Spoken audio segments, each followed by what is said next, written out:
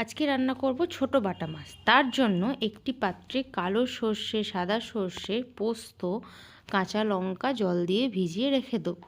ধুয়ে রাখা মাছগুলোকে নুন এবং হলুদ গুঁড়ো মাখিয়ে নেব। একটি পাত্রে তেল গরম করব। তেল গরম হয়েছে কিনা দেখার জন্য একটু নুন দিয়ে দেখে নেব। তারপর একে একে মাছগুলো দিয়ে এপিট ওপিট ভালো করে আমি ভেজে নেব। তারপর সেই তেলেই কালো জিরে আর কাঁচা লঙ্কা চিড়ে আমি ফোড়নটা দিয়ে ভেজে নেব।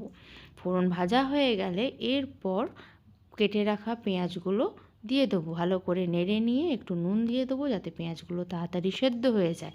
তারপর দিয়ে দেবো একটু চিনি।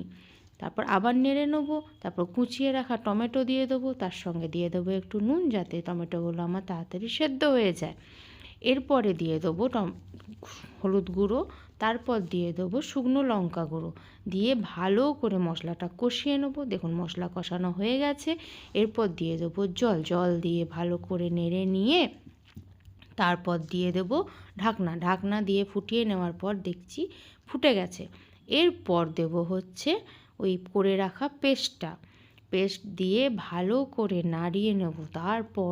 নাড়িয়ে নেওয়ার পর তারপর আবার ঢাকা দিয়ে ঝোলটাকে ফুটতে দেবো। দেখুন ঝোল ফুটে এসেছে। এরপর ভেজে রাখা এক এক করে মাছ আমি দিয়ে দেবো এবং ভালো করে নেড়ে মাছগুলোকে দিয়ে নেব। তারপর আবার ঢাকা দিয়ে কিছুক্ষণ ফুটিয়ে নেব। ফুটিয়ে নিয়ে দেখুন আমার হয়ে গেছে মাছ রান্না। এরপর ওপর থেকে একটু কাঁচা সর্ষের তেল ছিটিয়ে ঢাকা দিয়ে গ্যাস বন্ধ করে দেবো। ভালো লাগলো কি না জানাবেন। ভালো লাগলে একটা লাইক, কমেন্ট, শেয়ার করবেন। আর আমার ইউটিউব চ্যানেল সীমার জগৎ ভালো লাগলে সাবস্ক্রাইব করে দেবেন।